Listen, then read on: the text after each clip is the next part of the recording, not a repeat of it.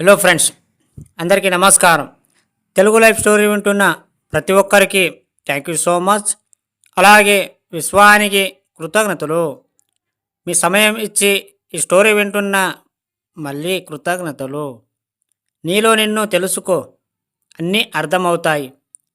బయట మాటలు మానాలి, నిశ్శబ్దంగా ఉండాలి. ఆ విశ్వానికి కృతజ్ఞతలు చెప్పాలి. స్థిరత్వం వస్తే పరిపూర్ణంగా ఉన్నట్టు. మళ్ళీ ఆ విశ్వానికి కృతజ్ఞతలు చెప్పాలి. విశ్వాన్ని అడుగుడి, విశ్వం ఇవ్వబడను పొందండి. ఆ విశ్వానికి కృతజ్ఞతలు ప్రతిసారి చెప్పాలి. కృతజ్ఞతలు. డబ్బు, సంపద, ఐశ్వర్య అంటే ఏమిటి? ఇల్లు, ఆభరణాలు, ఆరోగ్యం. మన విజన్ కరెక్ట్గా ఉంటే అన్నీ మనకు సమకూరుతాయి. నిజమా?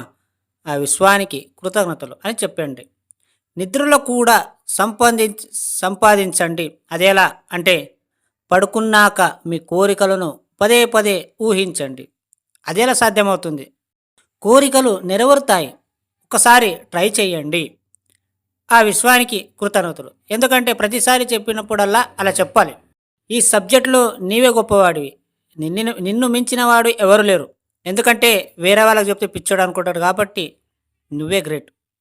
ఆ విశ్వానికి కృతజ్ఞతలు. సమాజానికి తగినట్టు మారాలి.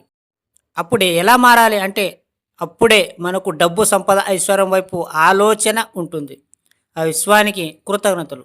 అలౌకిక సాధనలో ఉన్నప్పుడు మనం ఏదైనా సాధిస్తాం. అవును, నువ్వు తలుచుకుంటే ఏదైనా చేయవచ్చు.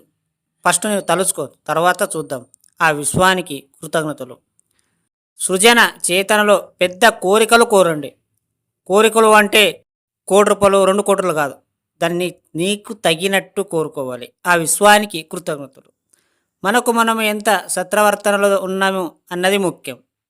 ఆ విశ్వానికి కృతజ్ఞతలు. 24 గంటలు డబ్బు, సంపద, ఐశ్వర్యంలో ఉండాలి. ఆ విశ్వానికి కృతజ్ఞతలు. డబ్బును అవమానకరంగా మాట్లాడకూడదు. ఇన్నర్ మైండ్ని బాగా నమ్మించండి. పదే పదే చెప్పండి, నమ్మించండి.